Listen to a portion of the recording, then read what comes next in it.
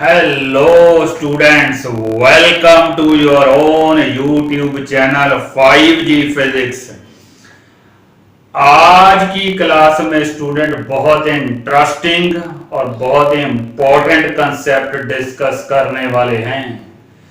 Student, क्या आपने कभी सोचा है कि जब किसी ऑब्जेक्ट के ऊपर मोर देन वन फोर्सेस लगती हैं, let's say student 5 forces are acting on an object, तो स्टूडेंट हमारा जो ऑब्जेक्ट है वो किस डायरेक्शन में मूव करेगा? कभी सोचा है स्टूडेंट आपने? ऐसे केस में स्टूडेंट हमें वो जो मल्टीपल फोर्सेस होती हैं उसका एक रिजल्टेंट निकालना पड़ता है, रिजल्टेंट फोर्स निकालनी पड़ती है। वो जो रिजल्टेंट फोर्स है उसकी जो भी डायरेक्शन होगी स्टूडेंट, आपका जो ऑब्जेक्ट है उसी डायरेक्शन में मूव करने वाला है। रिजल्टेंट फोर्स आज का स्टूडेंट हमारा टॉपिक ऑफ डिस्कशन है। तो एक बार मैं स्टूडेंट फिर थोड़ा सा आपको रिकॉल कर देता हूं। जो स्टूडेंट हमारी फोर्स होती है, फोर्स उसका जो स्टूडेंट यूनिट होता है वो न्यूटन में मेजर होती है। फोर्स ऐसा यूनिट जो होता है। आइए देखते हैं दो सिचुएशन। जैसे कि स्टूडेंट फर्स्ट केस में आप देख सकते हो, ये स्टूडेंट हमारा एक बॉक्स है जो एक ऑब्जेक्ट है, इसके ऊपर स्टूडेंट दो फोर्सेस लग रही हैं। F1 फोर्स है स्टूडेंट 50 न्यूटन, ये स्टूडेंट हमारी फोर्स टुवर्ड्स राइट है। सिमिलरली स्टूडेंट जो सेकंड फोर्स है वो 30 न्यूटन है, वो भी स्टूडेंट टुवर्ड्स राइट है। तो जब स्टूडेंट आपकी दोनों फोर्सेस सेम डायरेक्शन में होती हैं, सेम डायरेक्शन में, तो स्टूडेंट हमारी वो जो फोर्सेस हैं वो स्टूडेंट एड अप हो जाती हैं। जैसे कि स्टूडेंट ये हमारी फोर्स है F1 towards right, similarly force है F2 that is towards right. Same he direction में स्टूडेंट फोर्सेस हमारी एड अप हो जाती हैं।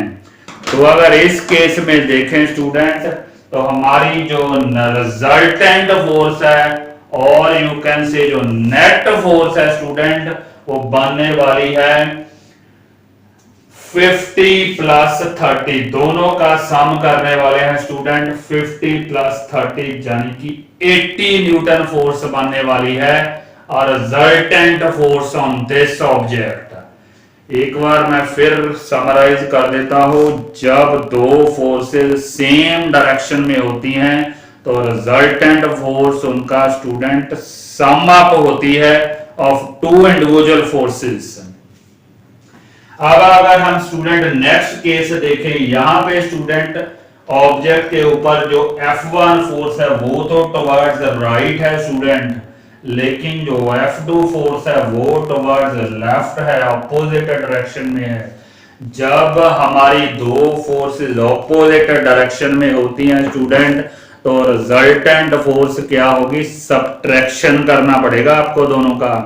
जैसे कि स्टूडेंट ये मान लेते हैं फोर्स F1 है 50 न्यूटन और ये हमारी जो फोर्स है F2 है 30 न्यूटन, ऑपोजिट डायरेक्शन में है। तो रिजल्टेंट फोर्स स्टूडेंट कैसे निकालेंगे? सब्ट्रैक्शन करना पड़ेगा दोनों का, जैसे कि यहां शो किया है F नेट और F resultant force that is equal to 50 minus 30। तो यहाँ पे हमारा जो रिजल्टेंट फोर्स आने वाली है that is 20 Newton.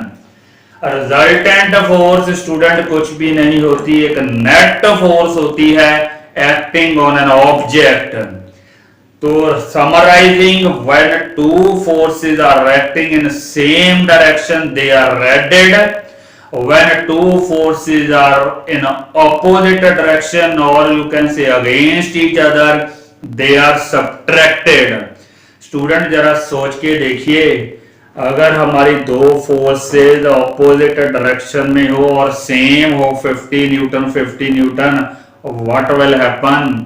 Resultant force student आपकी कितनी आएगी? 50 माइनस 50 0 न्यूटन आएगी।